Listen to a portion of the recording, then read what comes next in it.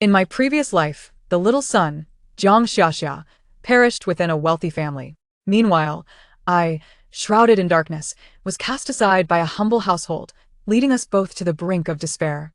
In this new existence, we have exchanged our fates. She steps into that seemingly benevolent family on my behalf, while I tread into the voracious embrace of the affluent clan in her stead. This time, we are determined to live well. In my former life, I was known as Yun Zhaozhao, while Jiang Xiaxia retained her name, Jiang Xiaxia.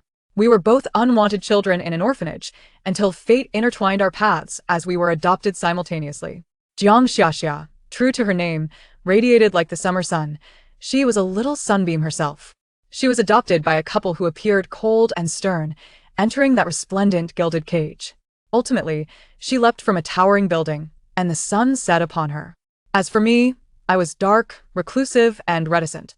I was chosen by a seemingly amiable middle-aged couple who promised to treat me as their own daughter. Yet, in less than a year, I was returned, deemed too gloomy and unmanageable, akin to a stone that could not be warmed. Following my return, I faced even harsher isolation and bullying in the orphanage, ultimately mirroring Jiang Xiaxia's fate. In the final moments of consciousness, I pondered whether our fates would differ had we exchanged places. To my astonishment, I truly returned back to that pivotal day when we were 12. In the director's office of the orphanage, Jiang Xiaxia clutched my hand anxiously, her palms slick with sweat. Her sparkling eyes were filled with trepidation as she softly inquired, "Zhao Zhao, I feel a bit frightened.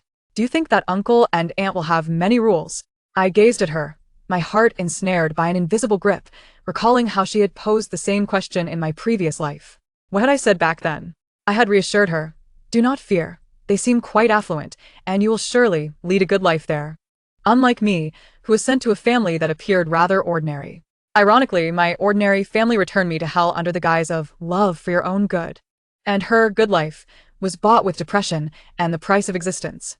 How absurd. In this life, I clasped her hand, feeling the warmth of her palm. The sensation of rebirth felt surreal, yet her warmth reminded me that it was not too late. Seeing my silence, Jiang Xiaxia assumed I was also anxious and turned to comfort me. "Zhao Zhao, do not be afraid. Uncle Lin and Aunt Wang seem particularly kind, and you will surely find happiness." The Uncle Lin and Aunt Wang she spoke of were the very couple who had returned me in my previous life. Kind? I could not help but scoff inwardly. Their kindness is laden with ulterior motives, requiring reciprocation. When they discovered that I was not the obedient and understanding daughter they had envisioned, that kindness transformed into the most wounding of blades. The Gu family, to which Jiang Xiaxia is bound, is a cold and austere household that, in a previous life, drove her to her demise. The Gu family seeks a tool for matrimonial alliance, an heir, or rather, a beautiful doll to showcase their charity within their home. Jiang Xiaxia's vibrant disposition would merely be perceived as an untimely cacophony in that household, ultimately extinguished with ruthless finality. But what of me? I have always been a mere stone, a stagnant pool of water. They desire a quiet, inconspicuous doll? In that case, I am undoubtedly the ideal candidate. I require neither their affection nor their attention. All I seek is a refuge in which to survive. As long as I can endure and watch Jiang Xiaxia thrive. A thought burgeons within my mind, breaking free from the confines of my consciousness. Jiang Xiaxia seems to sense my unease. Tilting her head, she gazes at me with a hint of concern. "Zhao Zhao, what troubles you?" The sound of footsteps echoed down the corridor, heralding the arrival of the director and the two couples. They had come to claim their chosen ones. Time was of the essence. I inhaled deeply, locking my gaze with Jiang Xiaxia's, and spoke each word with deliberate clarity. "Xiaxia, let us exchange." Jiang Xiaxia froze, her eyes widening in disbelief. "Exchange? Exchange what?" "Families." My voice was soft yet resolutely firm. "You shall go to the Lin family, and I shall go to the Gu family." Jiang Xiaxia was utterly bewildered, instinctively shaking her head. "No, no." "Zhao Zhao, that couple from the Gu family looks intimidating. I cannot bear to see you go there. The Lin family is so wonderful. You should belong to such a household." She was ever the same, always prioritizing others' well-being. My heart ached with a bittersweet tenderness as I tightened my grip on her hand. "Xiaxia, listen to me." I had to persuade her within the shortest span possible. "Do you think I resemble a little son?" She shook her head. "Then, what kind of daughter do you think Uncle Lin and Aunt Wang desire?" I guided her gently. "They appear so warm and jovial. They wish for a child who can share in their laughter and enliven their home. That child is you, not me. Jiang Xiaxia's mouth fell slightly agape, as if contemplating my words. And the Gu family, I continued, is so quiet and solemn. They might only want a child who is equally subdued, one who will not disturb their peace. Xiaxia, you would feel stifled there. As for me, I have always been reticent. I would fit in perfectly. I could not reveal the harsh truth of our past lives to her. That would be too cruel, and she would surely not believe it. I could only employ the most logical arguments to sway her. Yet, Jiang Xiaxia hesitated. What if they bully you at the Gu family? Why would they bully me? I replied calmly. A foster daughter, who neither cries nor fights. Whose presence is barely felt. What is there to bully? Xiaxia, trust me, this is the best choice for both of us. The footsteps had reached the door. Jiang Xiaxia's face was a canvas of conflict. I understood her fear, her concern for my well-being. Gathering my resolve, I unleashed my trump card. Xiaxia, do you not recall that I was once returned? This was a fabrication, but for those of us who had grown up in an orphanage, the notion of being returned was the most terrifying of curses. Jiang Xiaxia's complexion paled immediately. They said I was too dull, like a mute. So they did not want me. I averted my gaze, my voice laced with a perfectly calibrated fragility. The Lin family bore a striking resemblance to that family. And I feared being returned once more. Xiaxia, I do not wish to be sent back. Jiang Xiaxia's heart was in disarray. She understood better than anyone what those words meant to me. Her eyes glistened with unshed tears as she looked at me. The doorknob turned. The director entered, accompanied by the two couples. Gu Weidong and Su Wan from the Gu family appeared austere and distant, clad in high-end suits and elegant gowns, starkly contrasting with the modest office. Meanwhile, Lin Zhengwo and Wang Xiumei from the Lin family radiated warmth and friendliness. Children, are you ready? The director inquired with a smile. For pairs of eyes, too cold, too warm, simultaneously focused on us. Jiang Xiaxia suddenly lifted her head, glancing first at the Gu couple and then at the Lin couple. Before her gaze settled on my face, she took a deep breath, as if making a momentous decision. Before I could speak, she dashed toward Lin Zhengwo and Wang Xiumei, beaming with an incandescent smile. Hello, uncle and aunt. I am Jiang Xiaxia. Wang Xiumei's eyes sparkled with delight as she grasped Jiang Xiaxia's hand. Ah, so you are Xiaxia. How adorable, like a little son. Lin Zhengwo also displayed a satisfied smile. Meanwhile, I quietly positioned myself before Gu Weidong and Su Wan. I offered no smile, nor did I speak. I merely bowed slightly. Gu Weidong's brow furrowed ever so slightly, as if perplexed by the mismatch of names on the adoption list. Su Wan's gaze lingered on my face for a brief moment before shifting away, as though I were a mere inanimate object. The director appeared taken aback as he glanced at the documents in his hand. Is there a mistake? Mr. and Mrs. Gu, you should have chosen Jiang Xiaxia. Mr. and Mrs. Lin, your selection was Yun Zhao Zhao. The atmosphere grew palpably awkward. Wang Xiumei clutched Jiang Xiaxia's arm, casting a puzzled look in my direction. Gu Weidong, a man accustomed to having his will obeyed in business, finally focused his scrutinizing gaze on me, tinged with displeasure. I knew that the outcome hinged upon this moment. I had to convince them to accept this error. There is no mistake, I began, my voice barely above a whisper, yet clear enough in the quiet office. All eyes were fixed upon me. Meeting Gu Weidong's scrutinizing gaze, I calmly stated, this was a decision made between Xiaxia and me. A decision made? Gu Weidong's tone dripped with mockery, as if he were hearing a joke, as if adoption were merely a child's game. Su Wan remained silent. Yet her lovely eyes betrayed a hint of impatience. I could sense Jiang Xiaxia's tension. She clutched Wang Xiumei's garment, her palms likely slick with sweat. I could not allow her to be afraid. Mr. Gu, Mrs. Gu, I addressed them, bowing my head slightly, adopting a very humble demeanor. I understood that this request was rather presumptuous. However, Xiaxia is vivacious and enjoys lively surroundings. Uncle Lin and Aunt Wang's family ambience would suit her better. I then turned to the Lin couple, continuing, as for me, I am more reserved and not particularly loquacious. I fear that I might disappoint Uncle and Aunt should I go there. This carefully crafted argument not only praised the Lin family, but also elucidated the motivations behind our proposed exchange. Moreover, I subtly portrayed myself as a less appealing choice. Wang Xiumei, possessing a tender heart, upon hearing my words and observing the radiant Jiang Xiaxia beside her, felt her internal scales begin to tip. This puts me in quite a predicament, she said, glancing at the director and the Gu couple. I believe the children's own wishes should hold significance, do they not? Lin Zhengwo remained silent, yet it was evident that he favored the lively and cheerful Jiang Xiaxia. The pressure now rested squarely on the Gu family. Gu Weidong's expression was grim. A man of strong control, he loathed having his plans disrupted, especially by two children.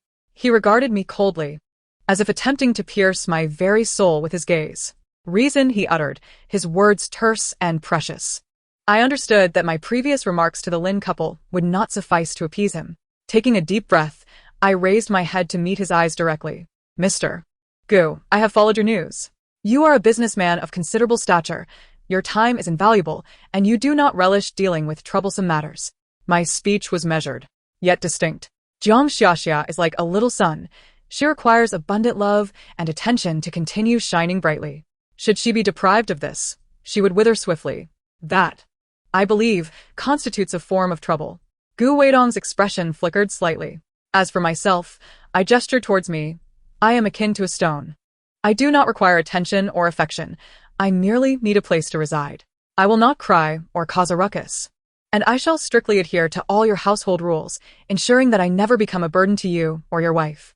My singular aim is to grow up smoothly. The office fell into a profound silence. The director and the Lin couple appeared utterly astonished, likely having never encountered a 12-year-old capable of articulating such sentiments.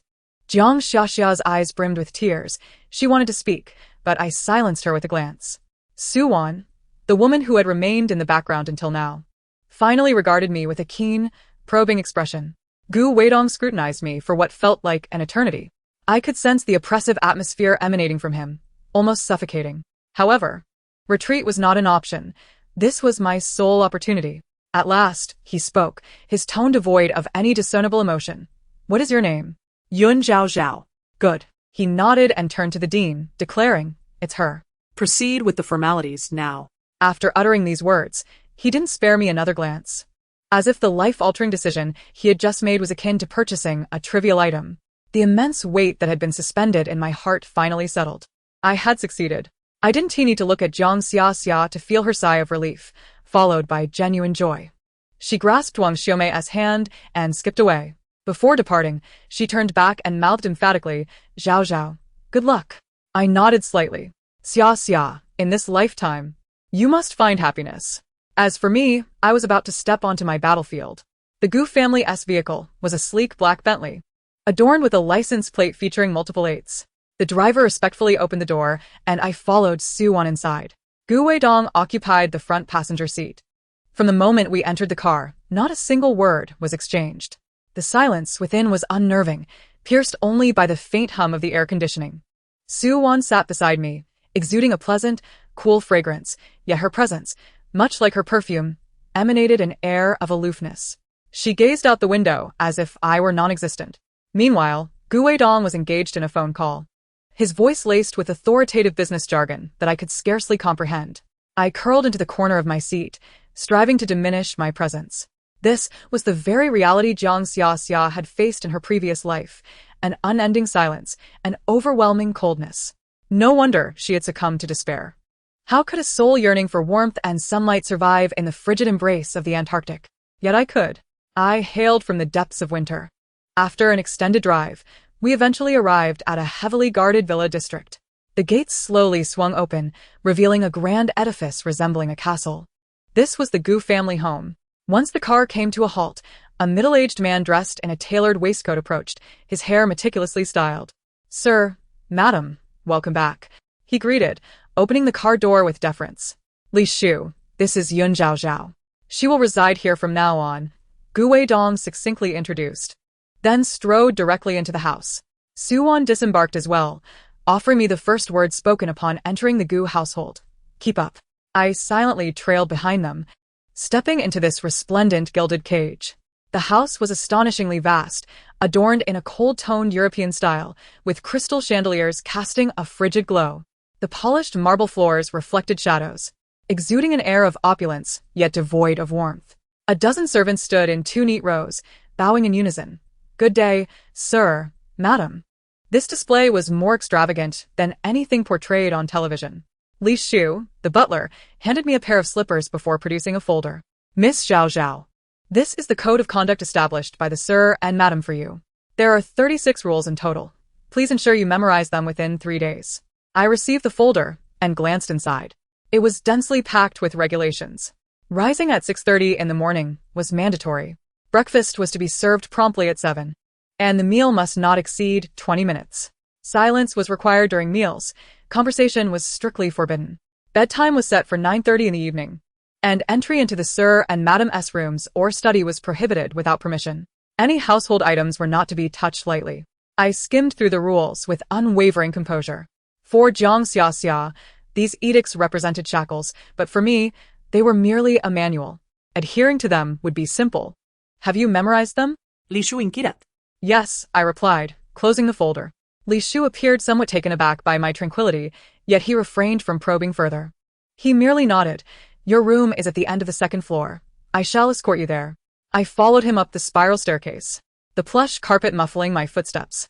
The 2nd floor stretched long and narrow, with my room situated at the very end, distant from the master bedroom.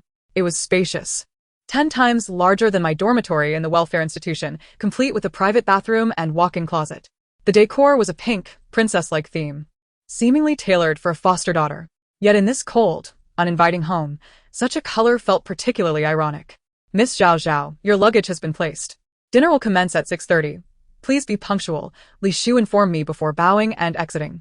As the door closed, the world fell into silence.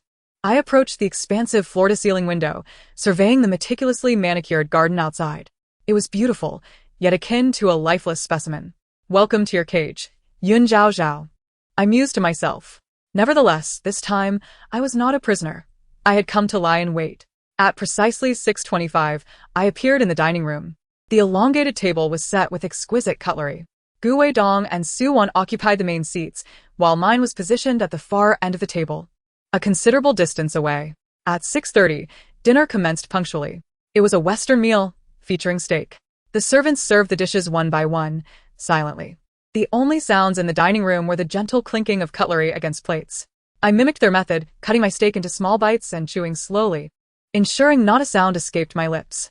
I finished my meal swiftly, adhering to the rule that dining could not exceed 20 minutes. By the time I set down my knife and fork, Gu Weidong and Su Wan were still leisurely enjoying their meal. I remained seated quietly, waiting.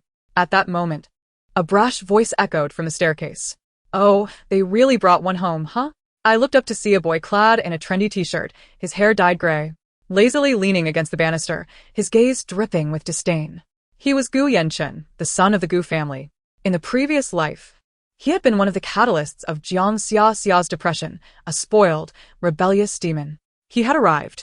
Gu Yanchen sauntered down the stairs, plopping himself onto the vacant chair beside me, his long legs sprawled out. The servants immediately approached to set the table for him. No need, I'm not hungry. He waved dismissively, his eyes locked onto me, unabashedly radiating malice. Dad, Mom, you folks are quite efficient. You said yesterday you wanted to adopt, and today she is already home. How much did you pay for her? What's the quality like? Will she wag her tail? His words were sharp and unpleasant. I noticed Su Wan's brow furrow as she sat at the main seat, yet she remained silent. Gu Weidong didn't even lift his eyelids, seemingly oblivious. This indifference was a tacit endorsement of Gu Yanchen's provocations. In her previous life, Jiang Xia had been reduced to tears by such callous remarks. New to an unfamiliar environment, she had been overwhelmed with anxiety, and Gu Yanchen's humiliation had caused her to weep on the spot. Consequently, Gu Weidong had coldly remarked, the Gu family has no need for crybabies. Su Wan had merely cast her a fleeting glance, dismissing her with a casual, Yanchen. Don't be disruptive. A light-hearted comment, devoid of any weight. That dinner had marked the inception of Jiang Xia's nightmares. Now it was my turn. I did not cry. My expression remained unchanged. I simply gazed at him quietly, as if observing a rather tedious performance by a clown. My serenity seemed to irk Gu Yanchen. He was likely accustomed to everyone reacting to him, whether in fear or in flattery. My indifference struck him as a blow against soft cotton. Hey, gone mute? He raised his voice, leaning forward, attempting to intimidate me. I'm asking you a question. Can't speak? At last, I responded. I picked up the napkin, dabbed my mouth, then turned to him, replying with utmost seriousness. Hello, my name is Yun Zhao Zhao. I am not a purchase. I am a legally adopted child. I do not possess a tail, hence I cannot wag it. My voice was flat, devoid of any emotional fluctuation, as though I were merely stating a fact.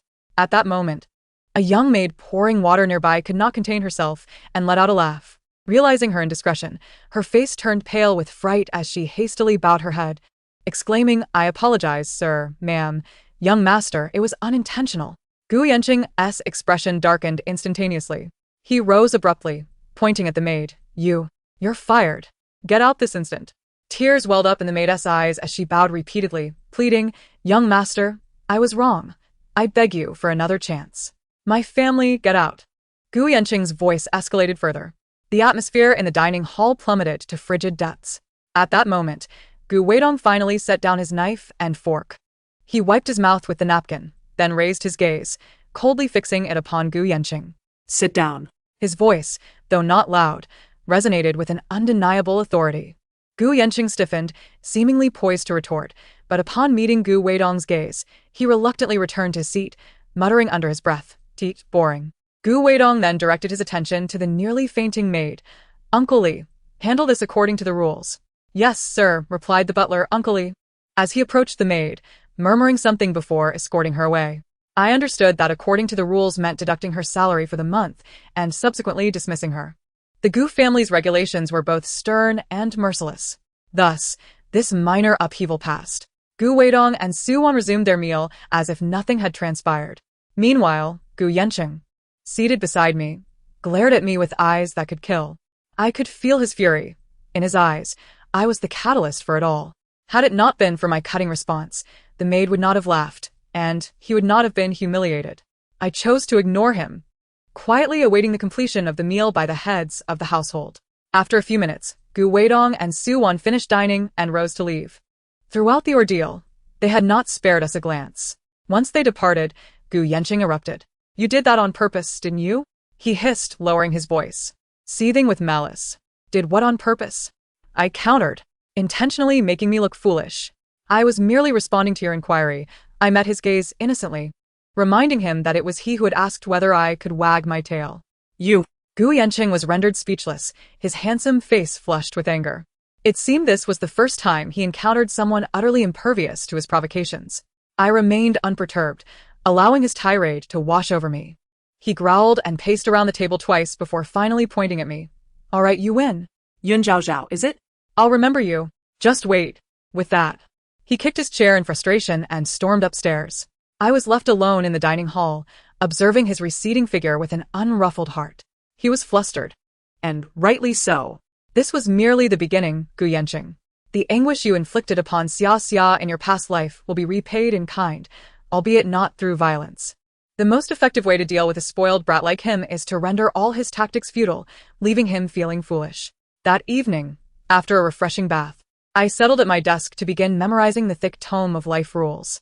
In truth, I had already committed much of it to memory. Having been reborn, it seemed my memory had significantly improved. At precisely 9:25 p.m., I extinguished the desk lamp and lay down in bed. The mattress was soft, and the duvet exceptionally comfortable, yet sleep eluded me. I retrieved the old phone issued by the orphanage, hidden beneath my pillow. It was my sole personal possession. I powered it on, the signal weak. I sent a message to Jiang Xiaxia. "Have you arrived? Is everything all right?" After a prolonged wait, she finally responded. "Yes. Yes. Zhao Zhao, don't worry, Uncle Lin and Aunt Wang are treating me wonderfully. Their home may be small, but it is so cozy. Aunt Wang keeps holding my hand, asking what I like to eat, and says she will buy me lots of beautiful dresses. I feel like I'm dreaming." Her words brimmed with joy. I could picture her beaming with delight. I smiled and replied, "That's great. Sleep early." You too, Zhao Zhao. How are the Gu family treating you? Are they bullying you?" No. "They're quite quiet, and I am quiet as well. It's rather pleasant." I told a little white lie. I did not wish to burden her with worries. Setting the phone down, I gazed at the splendid crystal chandelier on the ceiling. Though unlit, the moonlight streamed through the window, casting faint reflections upon it. How wonderful it was that Xia Xia was so happy in her new home. As long as she was well, I could endure any hardship here without concern. In the days that followed, I adhered strictly to the rules of conduct. rising at 6:30 a.m. and retiring at 9:30 p.m., eating silently, walking without making a sound. When encountering Gu Weidong and Su Wan, I would lower my head in greeting and promptly vanish. I drifted through the vast house like a ghost, my presence scarcely felt. Gu Weidong and Su Wan appeared quite pleased with my demeanor, or perhaps they simply did not care. A non-troublesome ornament was the most desirable of decorations. The only one intent on causing me trouble was Gu Yanqing. It seemed he had taken it upon himself to oppose me. On the first day, as I descended for a meal, he had locked my room door behind me. Upon returning from dinner, I discovered I could not enter. I did not knock or call for a servant. Instead, I quietly returned to the living room, selected a book from the shelf, and sat on the sofa to read in peace.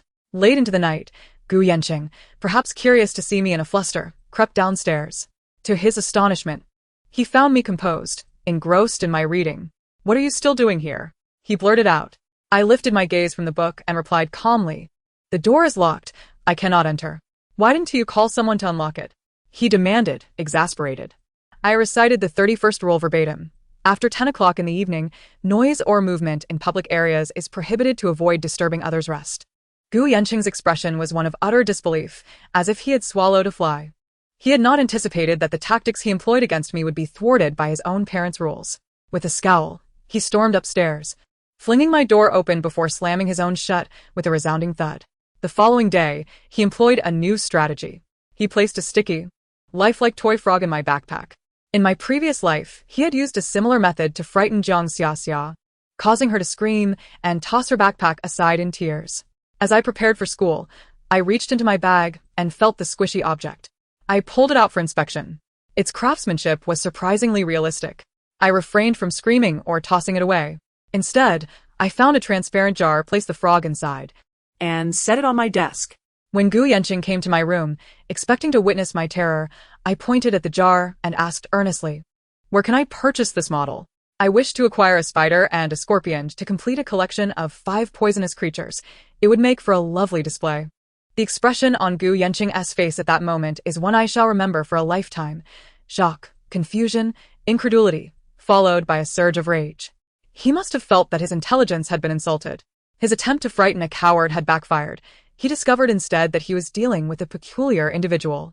Since that incident, he lay low for 2 days. I surmised he was plotting something grand. I awaited his next move. This game of cat and mouse was surprisingly entertaining. At the very least, it was far less daunting than facing the 2 frigid adults, Gu Weidong and Su Wan. Gu Yanqing's grand move soon arrived, yet it unfolded in a manner I had not anticipated. It was Saturday, a day free from the obligations of my new school, allowing me to remain in my room engrossed in books. Gu Yanqing had ventured out early, seemingly for a school event. As customary, Gu Weidong departed for the office, leaving only Su Wan and me in the house, accompanied by a cadre of silent servants.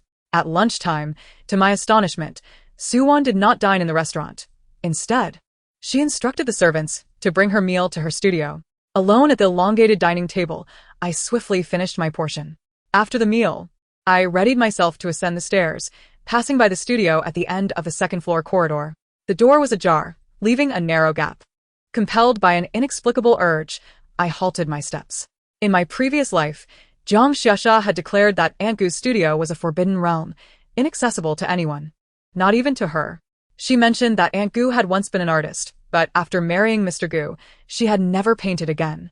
The studio had remained locked, gathering dust. Yet now, the door stood open.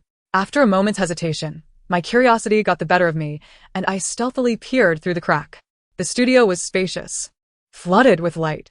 It was filled with easels and an array of paints, yet many items were cloaked in a fine layer of dust, indicating they had not been utilized in quite some time. Su Wan sat before a massive easel, not painting but quietly gazing at the blank canvas before her. Her expression vacant, resembling a lifeless statue. Sunlight streamed through the expansive floor-to-ceiling windows, enveloping her in a gilded hue. Nevertheless, she emanated a profound sadness and solitude that was almost palpable. At that moment, I felt an unexpected kinship with her. We were both ensnared within this opulent cage. Lost in contemplation, she suddenly spoke, her voice soft yet resonant, like thunder in my ears. "Is it beautiful?" I was taken aback, my heart leaping as I instinctively stepped back. Caught. I stood at the threshold, unsure of where to place my hands or how to justify my act of peeping. Should I apologize? Or feign that I was merely passing by? The door creaked open, revealing Sue Wan before me. She wore her customary aloof expression, yet her gaze held a hint of curiosity. Come in, she said. Surprised, I complied and stepped inside. It was my first time entering her studio. The air was suffused with a sharp scent of turpentine and paint, somewhat pungent, yet inexplicably reassuring. Do you enjoy painting? She inquired. I was at a loss for how to respond, uncertain of the answer she desired. Would saying I liked it imply I sought her approval? Conversely, if I admitted disinterest, would she deem me lacking in taste? After some deliberation, I opted for the safest reply. I cannot paint. I didn't ask if you could, but whether you like it. Her tone bore a trace of impatience. I glanced at a painting hanging on the wall, a deep blue starry sky, exquisitely rendered, yet somehow lacking. I don't know, I replied honestly, but when I look at paintings, my heart feels tranquil. Sue Wan followed my gaze to the starry canvas. She remained silent for an extended period, so long that I thought she might not speak again. Then, she softly uttered, "This painting has taken me 10 years, and I have yet to finish it." I was taken aback. 10 years? Why? I could not help but ask. Because I can no longer find the brightest star. Her voice was barely above a whisper, as if confiding in herself. In that instant I understood. It was not that she could not find it. She had lost it. By marrying into the Gu family and becoming Mrs. Gu, she had lost the radiant self she once was. We fell into silence, once more. After a while, she unexpectedly pointed to a small easel draped in white cloth in the corner. "That is for you." I followed her gesture, spotting a small easel accompanied by a brand new set of paints and brushes. I felt somewhat flustered. "But I don't know how to use it." "Then learn," she replied coolly. "It is better than languishing in your room like a little old lady, buried in books." With that, she issued a dismissal. "Leave." I wished to be alone. Clutching the somewhat heavy easel and art supplies, I exited the studio. As I closed the door, I glanced back. She had returned to the blank canvas, once more becoming that sorrowful statue. Upon returning to my room, I set up the easel and arranged the paints and brushes. Staring at the empty canvas before me, my mind was equally blank. Why had Sue Wan suddenly extended a gesture of kindness towards me? Was it merely because I mentioned my heart felt tranquil? Or perhaps she felt compelled to act out of pity for my apparent despondency? I could not discern the rationale. The world of adults was far too intricate. Deciding to set my thoughts aside, I picked up a brush, dipped it in black paint, and began to haphazardly smear it across the canvas. I truly had no talent for painting, yet I relished the sensation of expressing the suppressed, somber emotions within me upon the canvas. As I continued, I gradually became engrossed in the activity. By the time I regained my awareness, the entire canvas had been engulfed in an inky blackness, mirroring my life. At that moment, the door burst open with a loud bang. Gu Yanqing had returned. He entered with an irritated expression, and upon spotting the easel before me, he momentarily froze before breaking into a mocking smile. Our great artist is at work. What are you creating? Scribbles?" He approached, intent on inspecting my masterpiece. Instinctively, I attempted to shield it. That expanse of black was too oppressive, too genuine. I did not wish for anyone to glimpse the darkness that resided within me. Yet he was quicker, snatching the canvas from my grasp. As he beheld the pure, untainted blackness, the mockery on his face abruptly froze. "Is this all you've produced?" He scowled, his face contorted in disdain. "You covered it entirely in black? Are you out of your mind?" I remained silent, reaching out to reclaim the canvas. He would not relent, flipping it over and over, muttering to himself, No. This black feels different somehow." He extended a finger to touch the still damp paint. Then his expression shifted. "This is not black," he exclaimed as if he had discovered a new continent. My heart raced. He lifted the canvas to the window, inspecting it closely. In the sunlight, what appeared to be a pure black revealed an incredibly profound, nearly imperceptible hue of purple and blue. To achieve this deepest black, I had mixed several dark pigments together. "You added other colors to the black?" Gu Yanqing turned to me, his eyes devoid of mockery for the first time, replaced by an intriguing glimmer. "Why did you do this? Wouldn't it suffice to use plain black?" "Because pure darkness consumes everything," I replied. "Only within the darkness can a glimmer of light be concealed. Even if it is a similarly deep-toned cold light, it carries a flicker of hope. Just like my life. In my previous life, it was utter darkness. This time, Due to Jiang Xiaxia, a hint of unrecognized color has been concealed within my darkness. Of course, I would not voice this to him. I like it, I simply stated, then reclaimed the canvas from his hands. Gu Yanqing did not attempt to seize it again.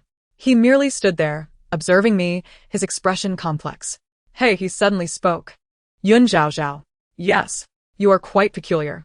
With that, he turned and walked away, not even uttering a parting retort. I watched his retreating figure, feeling somewhat bewildered. Peculiar? What was so peculiar about me?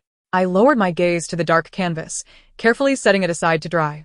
Perhaps, in the eyes of these ordinary individuals, my icy demeanor rendered me an oddity. However, being deemed peculiar by Gu Yanqing was certainly preferable to being labeled a mute by him. Could this be considered progress? I am uncertain. All I know is that the set of painting supplies gifted by Su Wan might just become my sole means of breathing within this confining prison.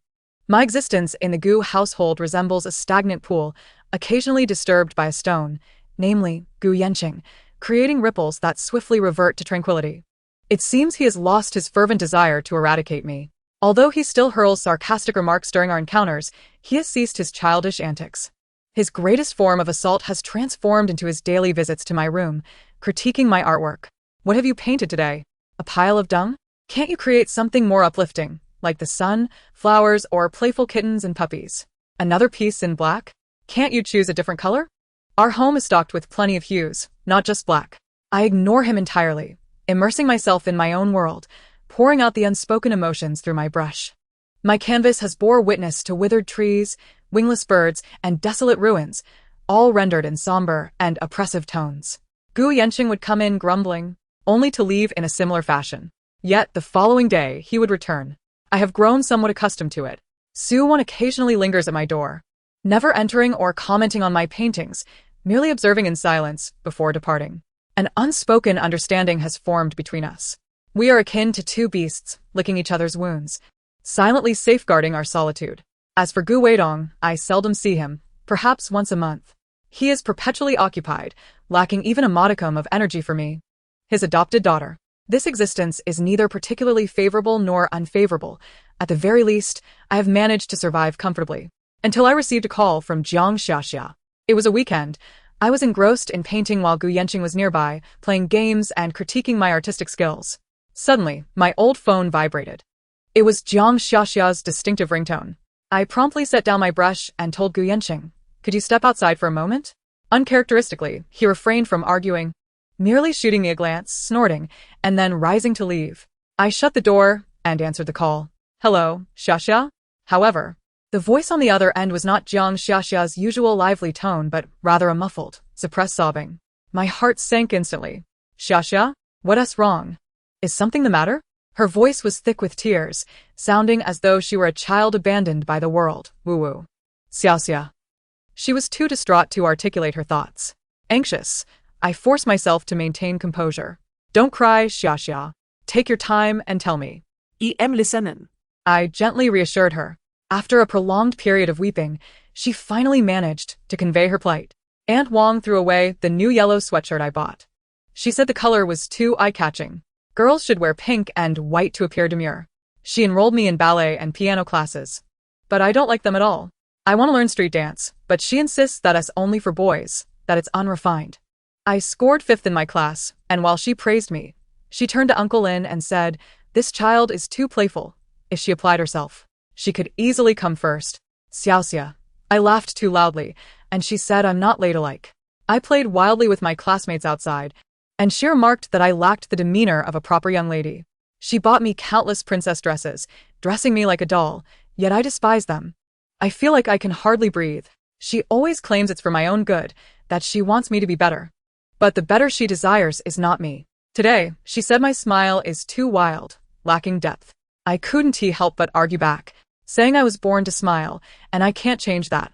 As a result, she cried, claiming I had hurt her feelings and that despite her efforts for me, I showed no gratitude. Jiang Xiaxia sobbed uncontrollably. "Xiaoxia, am I really that bad? Have I truly disappointed her? But I feel so miserable. I don't feel like myself anymore." Listening to her lamentations, my hands and feet turned icy. Indeed, this mirrors my previous life. The Lin couple abandoned me, citing my somberness and lack of vivacity as reasons. In this life, They favored Jiang Xiaxia because she embodies the lively, cheerful persona they initially envisioned. However, when her exuberance exceeds their control, when this little sun fails to orbit their prescribed path, they grow anxious and attempt to correct her. They do not love Jiang Xiaxia.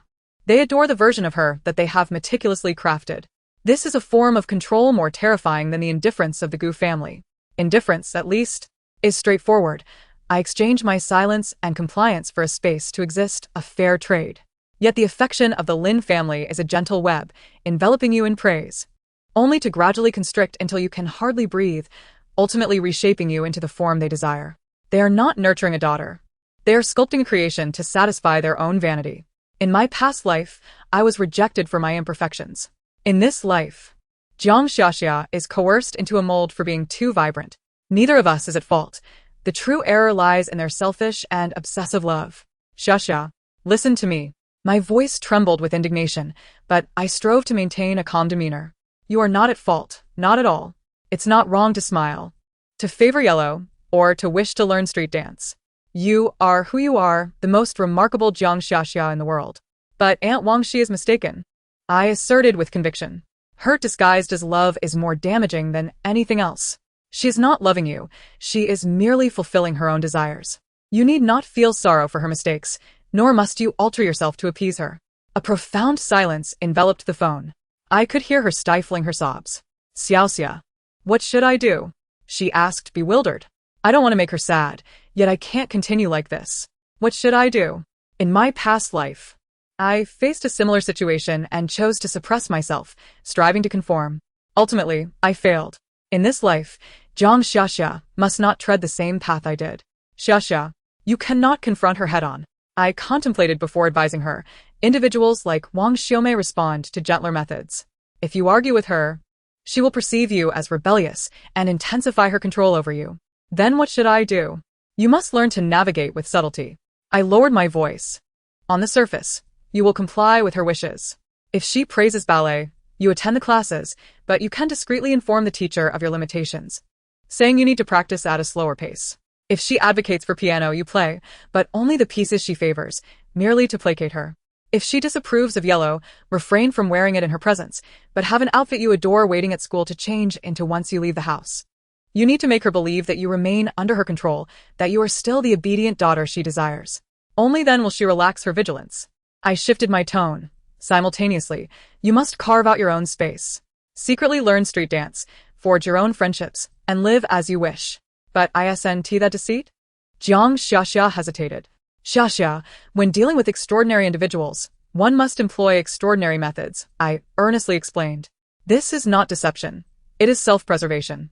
Before you possess the strength to extricate yourself from their grasp, you must first learn the art of disguise, safeguarding the flickering flame within your heart. Ensure it does not extinguish, do you understand?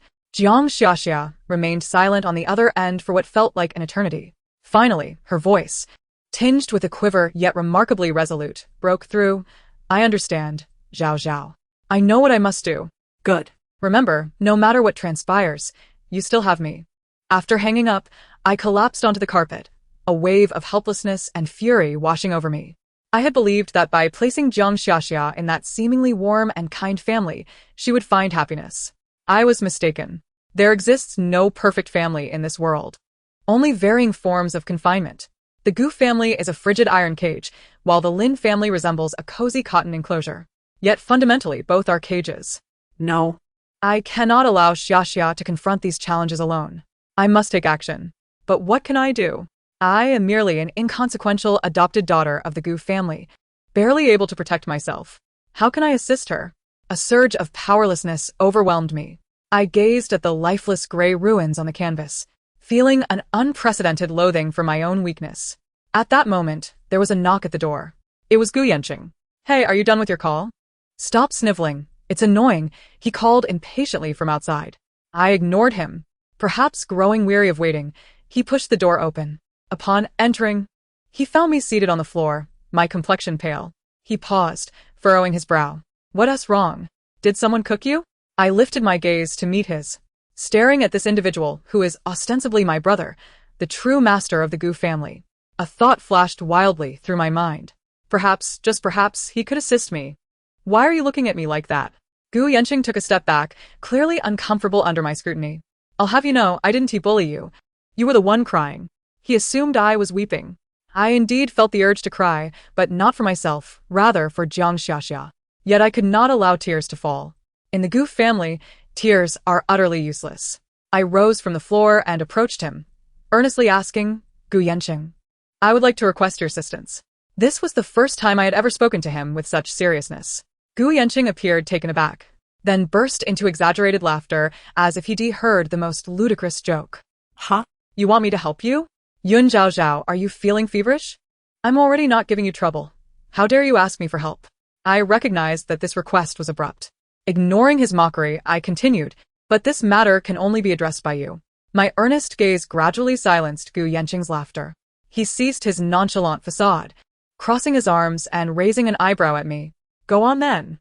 If it amuses me, I might consider it. My friend, the girl from the welfare home who exchanged families with me, Jiang Xiaxia.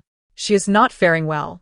I succinctly recounted the troubles Jiang Xiaxia faced in the Lin household, deliberately omitting any mention of past grievances and only highlighting the couple's controlling tendencies and psychological oppression toward her.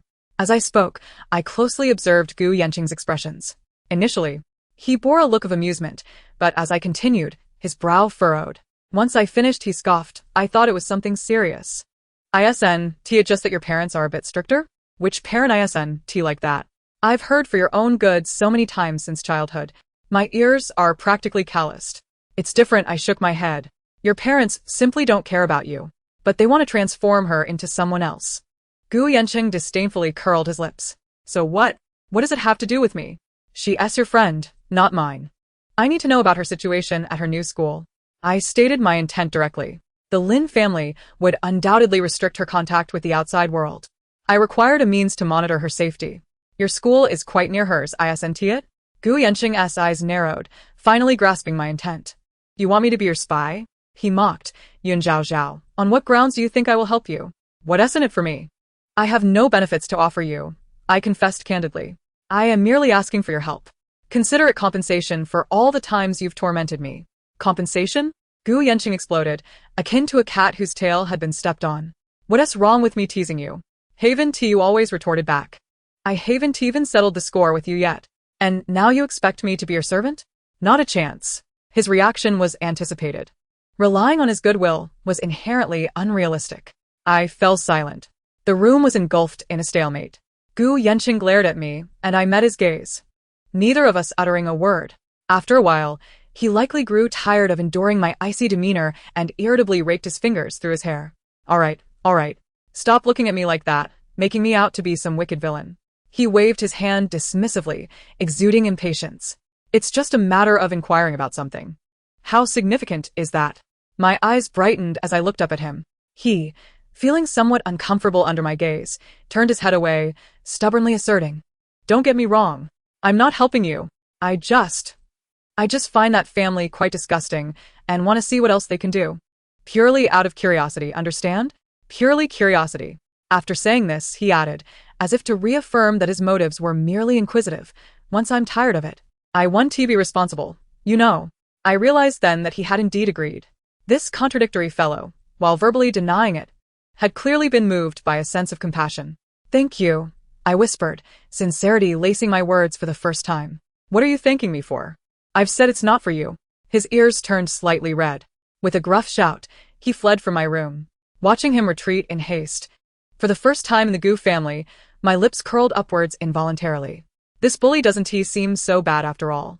With Gu Yanqing as my insider, I could finally keep a constant watch on Jiang Xiaxia's movements. Although he vocally denied it, his efficiency was surprisingly high. The following day, he obtained Jiang Xiaxia's class schedule and contact information through his junior at the middle school.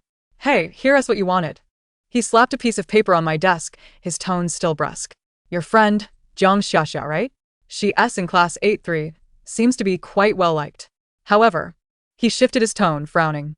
But I heard from my junior that she seems a bit odd lately. Odd? In what way? My heart tightened. She doesn't seem to smile as much as before. Sometimes she laughs, but it feels forced. Also, her mom, that Wang something Mei, comes to pick her up every day. Stands by the school gate, making it look like surveillance. If she talks to her classmates, her mom's expression changes. My heart sank. Clearly, my facade of compliance was not being executed well by Xiaxia. She is not like me. She inherently struggles with disguise. Forcing her to feign joy in the presence of those she dislikes is more painful than death itself. Furthermore, Gu Yanqing continued, I have heard that her mother has enrolled her in every tutoring and interest class available on weekends. From 8 in the morning on Saturday to 9 in the evening on Sunday, there is not a moment of free time. Ballet, piano, Olympiad mathematics. English, what is she striving for? To have her top the exams, or to push her to the brink of collapse? Gu Yanqing's tone was laced with sarcasm. Yet my heart raced with alarm. Wang Xiumei was intent on driving Jiang Xiaxia to the edge. She aimed to use this rigid, cram-style approach to smooth out all of Jiang Xiaxia's nonconformist edges, to fill every moment of her time, leaving her no opportunity to stray. It was utterly terrifying. Gu Yanqing. I called his name. What is it? Could you do me another favor? Gu Yanqing's expression soured instantly. Yun Zhao Zhao, don't push your luck. I've already been quite accommodating by gathering information for you. Please take something to her. I retrieved a small USB drive from my drawer. Inside were some street dance instructional videos and audio files for psychological support. I feared she might not cope alone. Gu Yanqing looked at the USB drive, silent, his brow furrowed in thought. How will you give it to her? Her mother is so watchful, he inquired. That will depend on you, I replied, meeting his gaze. You're the prominent figure in high school. It should be easy for you to find an excuse to visit the middle school, right? Perhaps for a student council event or club recruitment. Gu Yanqing fell silent, likely weighing the pros and cons, helping me pose no advantage for him and carried risks. If the Lin family discovered it and informed Gu Weidong, he would certainly face a reprimand. I anticipated his refusal. Yet after a prolonged silence, he ultimately reached for the USB drive. Such a hassle, he muttered as he tucked it into his pocket, maintaining his air of impatience. Just this once. If anything like this comes up again, you'll have to figure it out yourself. With that, he fled. Once more, I gazed at my palm, where I felt the lingering warmth of his fingertips. A small crack seemed to open in a hardened corner of my heart. On Monday, Gu Yanqing truly went to the middle school, masquerading as the president of the street dance club to recruit new members. Of course, he was not really the president. He had merely concocted a plausible excuse. In front of many on the playground, he casually handed the USB drive along with the recruitment flyer to Jiang Xiaxia, who was in the midst of gym class. The entire exchange unfolded seamlessly, raising no suspicions. That evening, I received a text from Jiang Xiaxia. It contained only 2 words, received. An accompanying sun emoji followed. My heart finally eased a little. I understood that as long as the spark within her remained, as long as she had not given up, there was still hope. And I needed to devise a way to become stronger, strong enough to truly rescue her from that warm prison. My gaze drifted to Gu Weidong's business biography resting on my desk. Perhaps I could start from here. Ever since Gu Yanqing began assisting me, the dynamics of our relationship had subtly shifted. He no longer resembled a rooster poised for battle. Although his words still carried a sharp edge, the hostility had significantly diminished. He even began to share school gossip with me of his own accord, primarily concerning Jiang Xiaxia. Hey, Ice Queen, your friend stole the spotlight at school today. He tossed his backpack onto the sofa as soon as he got home, exclaiming to me. I was sitting on the carpet drawing and looked up in curiosity. What happened? During the school's art festival, her class performed a choral piece, and she was supposed to be the lead singer. But right before going on stage, she suddenly told the teacher her throat was uncomfortable and let another girl take the lead. She just stood there in the background, blending in. A flicker of realization sparked within me. Xiaxia had begun to resist in her own way. Wang Xiumei wanted her to shine as the perfect daughter in front of everyone, but she refused. She would rather relinquish her passion for singing than become a mere trophy for Wang Xiumei to flaunt. What happened next? I inquired. What happened next? Her mother turned pale. Gu Yanqing replied with a hint of schadenfreude. The art festival was open to the public, and many parents attended. Her mother was in the audience, ready to film, but when she saw that happen, the expression on her face was priceless, like she had swallowed a fly. I could vividly imagine the scene. Everything Wang Xiumei meticulously planned was dismantled by Jiang Xiaxia in the most reasonable manner. She couldn't even retaliate because Jiang Xiaxia's excuse was that she felt unwell, a considerate and understanding justification. Well done, I said sincerely. Right? Gu Yanqing arched an eyebrow, as if sharing in the victory. But I suspect she'll face the music when she gets home. You should probably give her a heads up. Okay, I nodded, though a weight settled in my heart. Xiaxia's defiance would inevitably lead to Wang Xiaomei tightening her grip and escalating her oppression. This was a protracted battle, and Xiaxia was alone. I had to accelerate my plans. That night, I set aside my drawing for the first time and ventured into Gu Weidong's study. The rules dictated that I was not to enter the study, but at this moment, I had to break that rule. The study was empty. Gu Weidong had not yet returned. I approached the enormous mahogany bookshelf filled with an array of books spanning economics, philosophy, history, and management. I located the business biography of Gu Weidong that I had previously read. As I pulled it out, another thick album beside it came loose. I opened the album, revealing photographs of Su Wan. Su Wan in her youth. The images portrayed a striking contrast to her present self. Clad in a simple white t-shirt and jeans, she stood in a sunflower field, beaming brighter than the sun. There was light in her eyes. In another photo, she wore soiled overalls, paint smeared across her face. Holding a vividly colorful painting and making a playful face at the camera, lively and spirited. Yet another captured her on the streets of a quaint European town, her long hair tousled by the wind, her gaze brimming with freedom and nonconformity.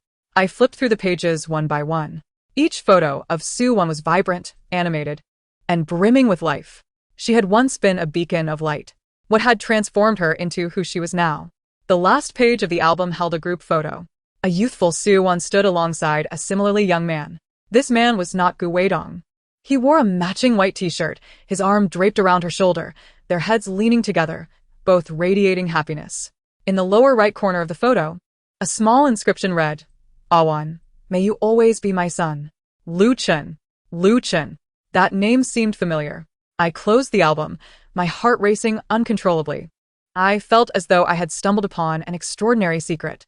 Just then, footsteps echoed from the doorway. It was Su Wan. She entered, holding a glass of milk, and upon seeing me in the study, she froze. Zhao Zhao, what are you doing here? Her gaze fell upon the album in my hands, her face draining of color. Who told you to touch my things? Her voice suddenly sharpened. She rushed over, snatching the album away and clutching it to her chest as if protecting a rare treasure.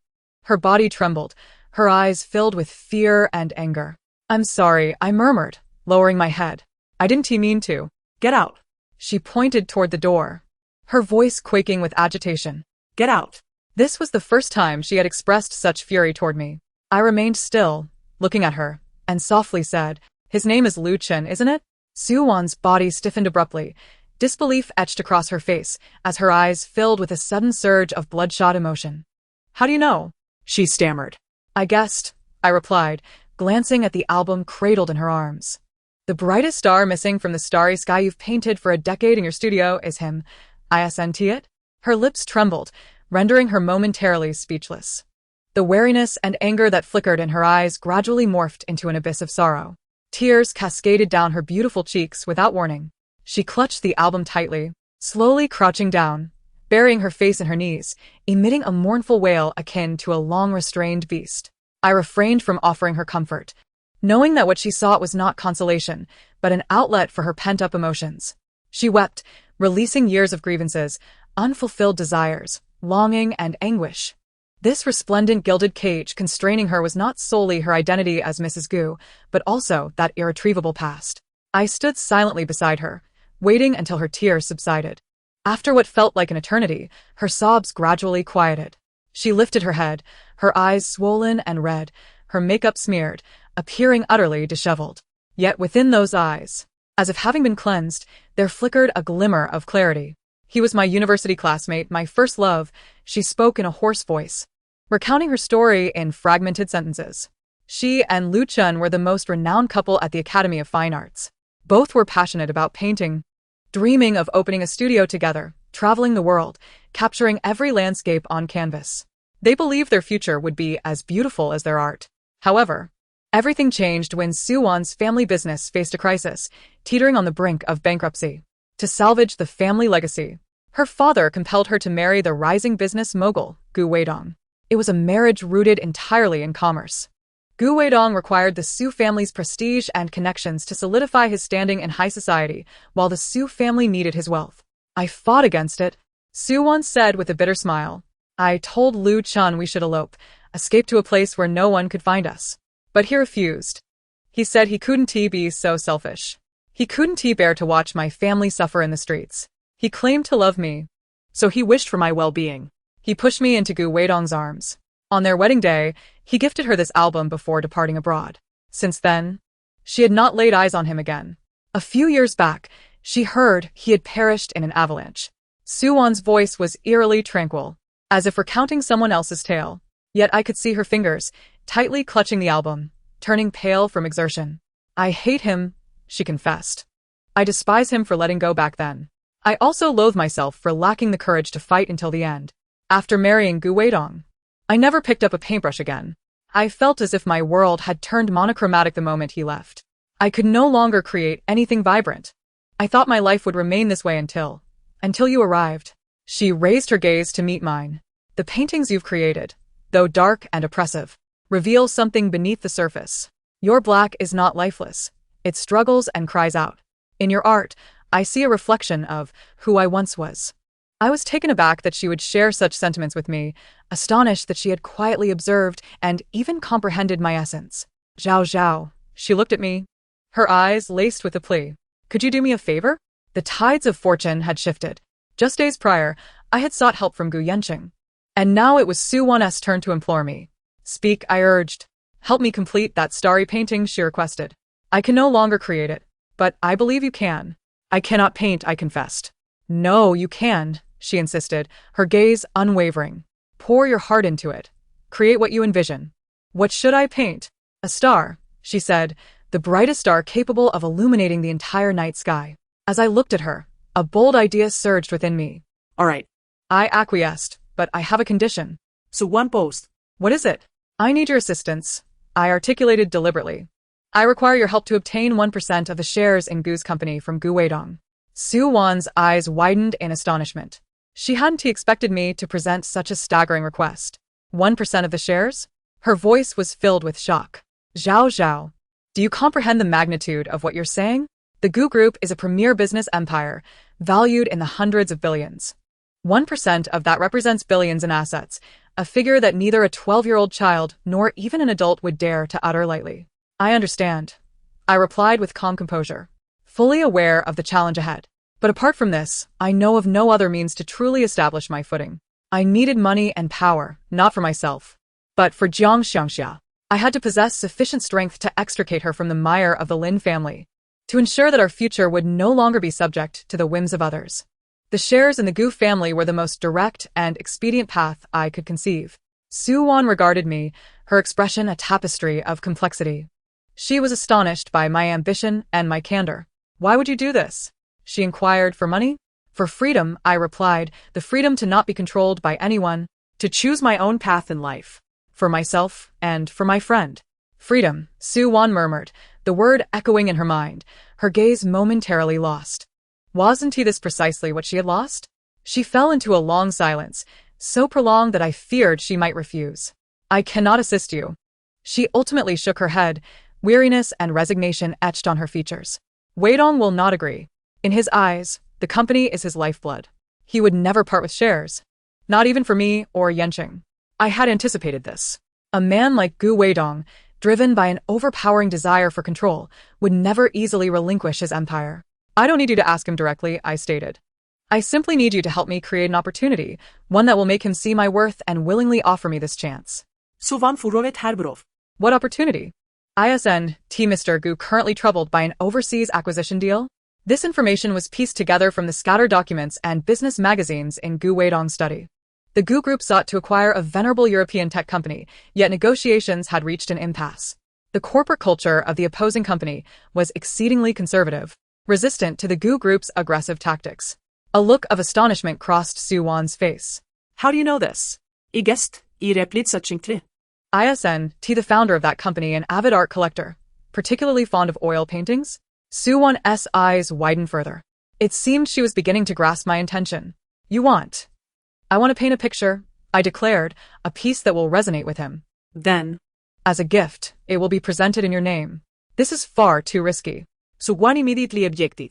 Zhao Zhao, this isn't a mere childish game. We're talking about a business deal worth billions. What if it goes awry? If it fails, the one bearing the loss will be Mr. Gu, not me. I already possessed nothing. I maintained my tranquil gaze upon her. But what if it succeeds? How would he perceive me? A foster daughter who resolved a significant dilemma for him. Wouldn't he that merit an investment of 1% of shares? I was gambling on Gu Weidong's mercantile nature. In his eyes, everything was negotiable. Family ties, marriage, all were up for trade. If I could demonstrate substantial value, he would undoubtedly be generous. Suwon stood momentarily stunned by my words. She gazed at me as if I were a monster. Encased within the body of a 12-year-old was a soul unfathomable. You have given me pause for thought. Ultimately, she waved her hand dismissively and wandered out of the study, her expression dazed. I understood then that her heart had been stirred. My plan was not solely for my own benefit, it also served hers. If I succeeded, she could reclaim a semblance of authority in front of Gu Weidong. She would no longer be merely a beautiful, useless ornament.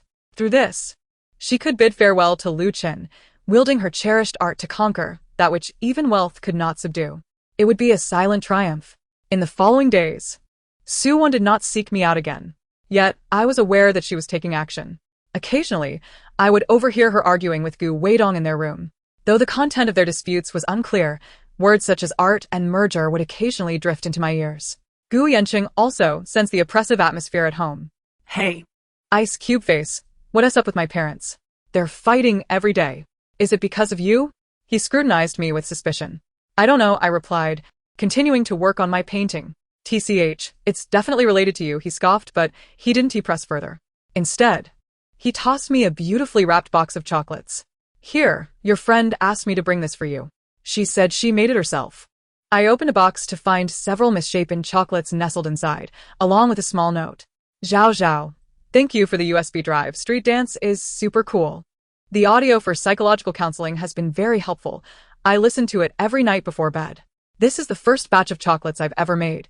They're a bit ugly, so please don't hold it against me. I will keep trying. We will all keep trying.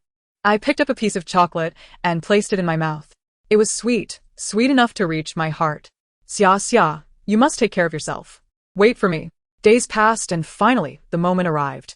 That night, Gu Weidong unexpectedly came home early, not having worked late for once. He summoned me to his study. This marked the first time he had formally regarded me as a conversational partner. The room was thick with the scent of expensive cigars, rendering the atmosphere somewhat stifling. Gu Weidong sat in a massive executive chair, fingers interlaced atop the desk, his gaze sharp as an eagle, as if he could see through my very being. Suwon has informed me, he stated bluntly, that you wish to exchange a painting for 1% of my company as shares. There was a subtle hint of mockery in his tone. It's not an exchange, I corrected him. It's a proof, a demonstration of my worth. Ah. What a grand proof of worth, he scoffed. Yin Zhao Zhao, you are the most remarkable child I have ever encountered. Your ambition soars higher than the heavens. I am merely flattered, I replied. What makes you think a single painting could sway that stubborn German old man? He leaned forward, exuding an oppressive aura. Do you know how many top negotiation experts I have dispatched, only to return empty-handed? Do you have any idea how much I have invested in this case and the connections I have leveraged? He nodded.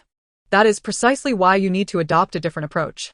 Problems that cannot be resolved with money and power may be addressed through art. Art? He scoffed. What value does art hold? Art itself is worthless. Yet art can connect hearts, I asserted. That gentleman rejected you not for lack of funds, but because he feels you do not understand him, nor the spirit of the company he has devoted his life to. He perceives you merely as a barbarian seeking to engulf him. I can create a painting that will convey to him that you do understand. Gu Weidong fell silent. He leaned back in his chair, fingers unconsciously drumming on the table. He was contemplating. As a top-tier businessman, he never engaged in unprofitable transactions. He was currently assessing the risks and rewards of this deal. The risk was that if I failed, he would only lose a bit of paint and time, perhaps some face. But the reward, should I succeed, would be a merger worth billions. All he would need to relinquish was a trivial 1% of his company as shares. It was, by all accounts, a lucrative deal. Very well, after a lengthy pause. He finally spoke. I shall grant you an opportunity. However, he shifted his tone, his gaze sharpening. I am not in the business of charity. If you fail, you shall pay the price for the boasts you have made. What price? I inquired. You will be cast out of the Gu family, he articulated, each word icy and piercing. I, Gu, do not support the inept. This was the old fox's trial. win, and I would soar to great heights, lose, and I would return to my original state. Quite fair. Very well, I answered without hesitation, for I had no room for failure. Upon exiting the study, I found Su-won waiting at the door, her face tense. What did he say? He agreed, I replied, but he said if I fail, I must leave. Su-won's complexion paled. Zhao Zhao, this is too risky. Perhaps we should reconsider? Regret flickered in her eyes. Once the arrow is loosed, there is no turning back. I said, my gaze resolute. Madam, you do not wish to be trapped here for eternity, do you? Su-won looked at me, her lips moved, yet she ultimately said nothing. She turned and led me to her studio. In the studio, the enormous canvas that had stood blank for a decade loomed silently before us. What do you wish to paint? She inquired. I approached the canvas, extending my hand to gently caress the coarse fabric. What do I wish to paint? I pondered. I wish to paint a light that can pierce through all darkness and bring hope. Madam, I turned to her, may I borrow the album you have with Mr. Luchin? Su-won's body trembled slightly, but she did not refuse. Silently, she handed me the cherished album she had kept for many years. I took the album, inhaling deeply. Su-won and Luchin, your unfulfilled dreams, the light you have lost, I shall help you reclaim it. Then, I shall use it to illuminate the future of Xia Xia and myself. I sequestered myself in the studio for 3 consecutive days. During this time, I saw no one, not even Gu Yanqing, who arrived daily to check on me. He was thwarted at the door by Su-won, infuriated, shouting that I must be engaged in some illicit activity within. I paid him no mind, my focus entirely absorbed in the old album and the canvas before me. I examined the photographs repeatedly, studying the youthful Su-won and Luchin, witnessing their unrestrained smiles beneath the sun, their pure passion for art reflected in their eyes, and the unspoken understanding that existed between them. They were a match made in heaven. Had it not been for the cruel hands of fate, they should have enjoyed the most beautiful life together. I endeavored to comprehend Luchin, to fathom why he had let go all those years ago. It was neither cowardice nor betrayal. It was a love deeper still, one imbued with sacrifice and fulfillment. He loved Su-won so profoundly that he could not bear to see her suffer alongside him, nor could he allow her to bear the sins of his family. Thus, he chose to sever their ties, pushing her toward a man who could provide her with a stable life. He believed this to be the best form of protection for her. How cruel, yet how grand. I began to paint. I did not depict the deep blue, starry sky. Instead, I painted sunflowers, vast fields of sunflowers, thriving boldly under the sun. Much like the photograph in the album where Su-won stood amidst a field of flowers. However, the sunflowers in my painting were not golden. They burned with an intensity, a tragic and resplendent rebirth. I employed the boldest reds and oranges. My brush strokes rough and wild, as if I sought to pour all the vitality of life onto the canvas. At the end of that burning sea of flowers, at the juncture where heaven meets earth, I painted a star so small, yet astonishingly bright. It did not hang in the sky, but rather ascended gently from the horizon. It illuminated the entire expanse of flowers, as well as the whole world. That was the morning star, the end of night, and the beginning of day. It represented both the sinking of the land and the arrival of dawn. It embodied their lost youth and their undying dreams. After applying the final stroke, I stepped back, gazing at the painting before me. I named it Rebirth. 3 days later, I opened the door to the studio. Su-won and Gu Yanqing were waiting at the entrance. As I emerged, Gu Yanqing was about to unleash a taunt, but upon seeing the painting behind me, he swallowed his words. Su-won stood frozen in place. She gazed at the artwork, her eyes first filled with astonishment, then realization, and finally, tears of relief. She did not cry aloud, but silently wept, a faint, long-lost smile gracing her lips. "Thank you, Zhao Zhao," she said, approaching me and, for the first time, taking the initiative to embrace me. "Thank you." I could feel her arms trembling slightly around me. I understood that the knot in her heart had finally been untied. This painting was swiftly delivered to Germany by Gu Weidong, accompanied by a letter penned by Su-won. I knew not the contents of that letter. All I knew was that 3 days later, Gu Weidong returned from the company in the dead of night, and, for the first time, entered my room. The sound of the door startled me awake, and I saw him standing at the foot of my bed. His gaze complex as he regarded me. "You won," he said, his voice laced with a barely perceptible weariness, yet tinged with undeniable excitement. "Mr. Schmidt has agreed to the acquisition." He stated that he saw the sincerity and soul of our company reflected in the painting. The heavy stone in my heart finally fell away. Then my shares. I began. Tomorrow, Uncle Lee will take you to complete the paperwork. He looked at me as if I were a curiosity. Yun Zhao Zhao, I am quite intrigued. What exactly occupies your mind? I offered no reply. Instead, I pulled up the quilt and lay back down. Mr. Gu, the rules state that one cannot enter another's room after 10 o'clock at night. The expression on Gu Weidong's face instantly transformed. Perhaps for the first time, he was caught off guard by the very rules he had set. He regarded me deeply for a moment, said nothing, and turned to leave. The next day, I became the youngest shareholder of the Gu Group. Though my stake was a mere 1%, it was sufficient for me. The first thing I did was request Uncle Lee to investigate the Lin family's background. Knowing oneself and one's enemy ensures victory in 100 battles. Uncle Lee's efficiency was remarkable. Soon, he presented me with a detailed dossier. Lin Zhengwo held a modest leadership position in a state-owned enterprise, while Wang Xiumei was a full-time housewife. They own a home and a car. With little in savings, an utterly ordinary middle-class family. Yet the final page of the dossier made my pupil's contract. Wang Xiumei had a biological daughter who, in her 20s, rebelled and eloped with a rock singer. Since then, she had never returned. The dossier included a photograph of that daughter, strikingly beautiful, with a hint of resemblance to Wang Xiumei. Yet her aura was entirely different. She sported a bold, short hairstyle, her eyes filled with defiance and disdain for the world. In an instant, I comprehended Wang Xiumei's intense desire for control over Jiang Xiangxiang. In her, she saw the reflection of her failed daughter. She feared that Jiang Xiangxiang might tread the same path as her daughter. Thus, she would employ every means to keep Jiang Xiangxiang firmly within her grasp, molding her into a perfect lady who would never rebel. She was not merely raising a daughter, she was attempting to amend her own regrets and heal her psychological scars. And Jiang Xiangxiang had become the innocent victim of her self-redemption. How selfish. How terrifying. As I contemplated this chilling reality, Gu Yanqing's call came through. His voice tinged with unprecedented urgency and anger. Yun Zhao Zhao. Something's happened. Your friend Jiang Xiangxiang has been locked up by her mother. My mind went blank, and the documents I held scattered across the floor. What's going on? I stammered. I heard from my brother that twisted woman from the Lin family discovered the USB drive you gave Jiang Xiangxiang. She believes Jiang Xiangxiang has gone astray and had a huge argument with her, then locked her in her room, forbidding her from going out or attending school. She even said she would contact the orphanage, claiming Jiang Xiangxiang has serious issues and that she wants to return her. The words "return her" pierced my heart like a dagger. Was the nightmare of my previous life about to repeat itself? No. I would not allow it. She has also contacted a closed boarding school, a place akin to a prison. She intends to send Jiang Xiangxiang there for strict discipline. Blood surged to my head. Wang Xiumei had lost her mind. She was driving Xiangxiang to a dead end. Zhao Zhao. Zhao Zhao. Are you listening? Gu Yanqing's anxious voice broke through my thoughts. I replied, taking a deep breath to force myself to calm down. Gu Yanqing, I need your help one last time. What is it? Help me rescue her. Now, immediately, right away. How will we save her?